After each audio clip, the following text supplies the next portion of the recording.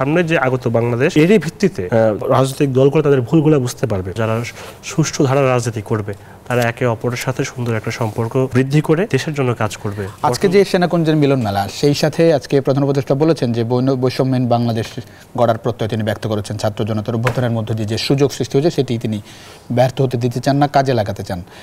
আসলে কতটা সুযোগ দেখছেন? প্রথমত আমার সহ আলোচক যারা আছেন বিজ্ঞ রাজনীতিবিদ তাদেরকে আমার পক্ষ থেকে ধন্যবাদ। আর সেখানে আজকে আমরা সেনাকুঞ্জে একটা সুন্দর মুহূর্ত দেখছি যে বাংলাদেশে আমরা এরকমই বাংলাদেশ চাই। আমাদের আনফর্চুনেটলি রাজনৈতিক কালচারটা এখন অনেক খারাপ হয়ে গেছে। ইভেন একটা মানুষ আরেকটা মানুষের সাথে আত্মীয়তা সম্পর্ক করে না, বিয়ে শাদী পর্যন্ত হচ্ছে না শুধুমাত্র ভিন্ন মতাদর্শের কারণে। আমরা এমন বাংলাদেশ কখনোই কামনা করি না। আমাদের যে গণ অভ্যুত্থান হয়েছে, ছাত্র জনতা জীবন দিয়েছে, আমরা অবশ্যই চাইবো যে আমাদের অভ্যুত্থানটা কখনো ব্যর্থ না হোক। সেই অভ্যুত্থানকে জিয়ে রাখার জন্য আমাদের পক্ষ থেকে আমরা কাজ করছি, আমরা মানুষকে সচেতনের জন্য কাজ করছি। আমাদের যারা বড় স্টেক হোল্ডার আছেন, রাজনৈতিক দলগুলো আছেন, তাদের কাছে আমরা সবসময় সাহায্য পরামর্শ চাই যে কীভাবে আমরা ভালো করতে পারি, সেই বিষয়ে তারা আমাদেরকে পরামর্শ দিবেন।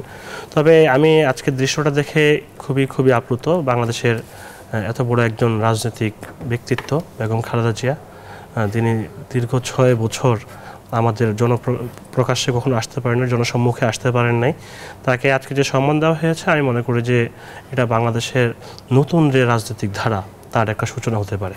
এবং হয়তোবা পরবর্তীতে আমরা দেখতে পারবো যে যারা সুষ্ঠু ধারার রাজনীতি করবে তারা একে অপরের সাথে সুন্দর একটা সম্পর্ক বৃদ্ধি করে দেশের জন্য কাজ করবে, গঠনমূলক সমালোচনা করবে, থাকবে না হানাহানি, দলের জন্য মারামারি, বাণিজ্য, অন্যান্য ক্ষতিকর বিষয় যেগুলো আজকে আমাদের কাছে রাজনীতিকে নতুন প্রজন্মের কাছে আতঙ্কের বিষয় হিসেবে উপস্থাপন করেছে।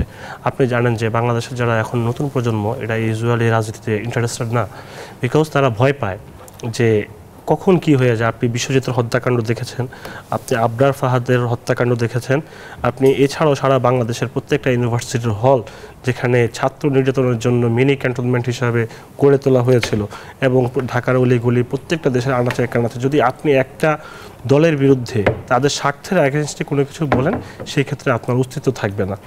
আমরা এইসব বিষয়গুলো খুব সাফার করছি। আশা করি যে সামনে যে আগত বাংলাদেশ এরই ভিত্তিতে রাজনৈতিক দলগুলো তাদের ভুলগুলো বুঝতে পারবে।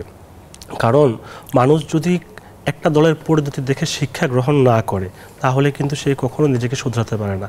সেখানে আজকে যারা আমরা ভালো রাজনৈতিক দল বলতেছি এই কারণে, যেহেতু তারা 17 বছর কোনো সরাসরি অপরাধের সাথে জড়িত হয়নি, তারা যদি আওয়ামী লীগের পরিণতি দেখে শিক্ষা গ্রহণ করে এবং ওই রকম আচরণ না করে মানবিক সামাজিক কাজ এবং দেশের জন্য কাজ করে, দেশের মানুষের জন্য কাজ করে, শুধুমাত্র দলীয়করণ না করে দেশের জন্য কাজ করে, সেই ক্ষেত্রে মানুষ তাদেরকে সম্মান করবে, ভালোবাসবে এবং অদূর ভবিষ্যতে বাংলাদেশ খুব সুন্দর একটা রাজনৈতিক শৃঙ্খলার দিকে এগিয়ে যাবে।